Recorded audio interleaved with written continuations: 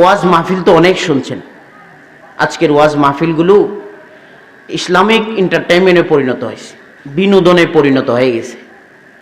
একটু নিজেকে নিয়ে চিন্তা করেন, আমি কে, কোন অবস্থায় আমি আছি। যে হাদিস আমি আপনার সামনে পড়েছি, আপনাদের সামনে পড়েছি, হাদিসের মধ্যে রাসূল বলতেছেন আপনাদেরকে ওঠানো হবে সেই অবস্থা যে অবস্থায় আপনাদের মৃত্যু হয়েছিল।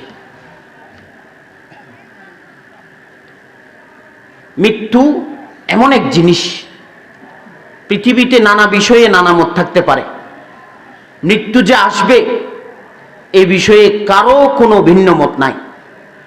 মানুষকে মরতে হবে। আমাদের চেয়ে সুঠাম দেহের অধিকারী, আমাদের চেয়ে প্রতাপশালী প্রভাবশালী মানুষ, জমিদার মানুষ এই সমাজে বসবাস করেছিল, আজকে তারা মাটির নিচে চলে গিয়েছে।